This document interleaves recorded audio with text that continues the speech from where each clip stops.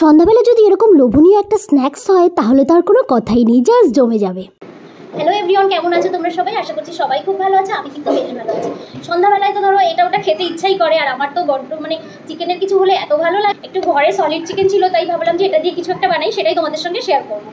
তো 250 গ্রাম মতো solid chicken নিয়েছি আমি, আর এটা বানাতে 2টো কাঁচা লঙ্কা দিয়েছি। তোমরা তোমাদের পরিমাণ মতোই যেমন ঝাল খাও সেরকমভাবে লঙ্কা নেবে, আর বেশি না। 3-4 টুকরো রসুন নিয়েছি, আর অল্প একটু আদা দিয়েছি, আর 2টো ব্রাউন ব্রেড দিয়েছি। যে কোনো ব্রেড তোমরা দিতে পারো, আমার কাছে ব্রাউন ব্রেড ছিল তাই আমি ব্রাউন ব্রেডই দিয়েছি। আর ব্রাউন ব্রেড জায়গায় তোমরা ব্রেড ক্রামসও ইউজ করতে পারো। এটাকে একটা ব্লেন্ড করে একটা মিক্সার বানিয়ে, মিক্সারটা হয়ে গেছে, পুরো ভালোভাবে ব্লেন্ড করতে হবে। এটাকে একটা বোলের মধ্যে নিয়ে নেব। মধ্যে একটু পেঁয়াজ দেবো, কাঁচা পেঁয়াজ, একটু গোলমরিচের গুঁড়ো, একটু লবণ, মধ্যে ধনে পাতাও তোমরা দিতে পারো। আমার কাছে ধনে পাতা নেই তাই আমি ধনে পাতা দিতে পারছি না। আর একটু চিলি ফ্লেক্স।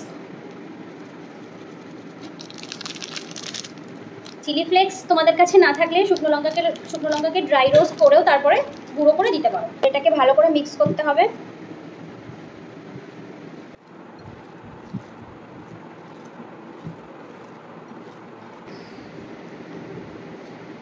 হ্যাঁ, ঠিক আছে।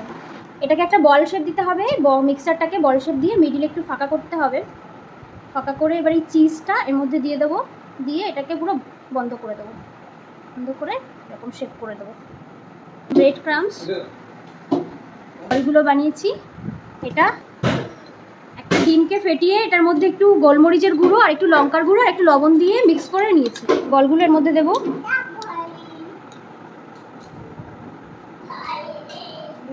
এবার বলসগুলোকে তুলে ব্রেড ক্রামসের মধ্যে ভালো করে কোট করে নিতে হবে। আমি কিন্তু 2বার করেই কোট করেছি, তোমরা চাইলে একবার করেও কোট করে কিন্তু বলসগুলো রেডি করতে পারো। বলসগুলো রেডি হয়ে গেছে, এবার ভালো করে তেলের মধ্যে ডিপ ফ্রাই করে নিলেই রেডি হয়ে যাবে আমাদের চিকেন চিজ বল। চলো তাহলে ফটাফট করে এগুলোকে ভেজে ফেলা যাক।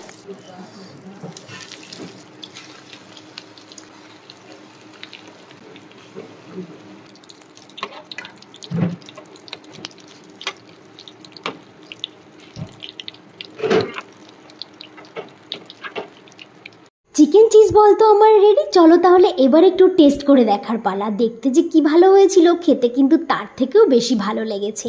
তো তোমাদের ভিডিওটা কেমন লাগলো সেটা কিন্তু জানাতে একদমই ভুলো না। আর এটার কেমন টেস্ট হয়েছিল সেটা এরপরেই আমার এক্সপ্রেশন দেখেই তোমরা বুঝতে পারবে। কেমন হয়েছে বল?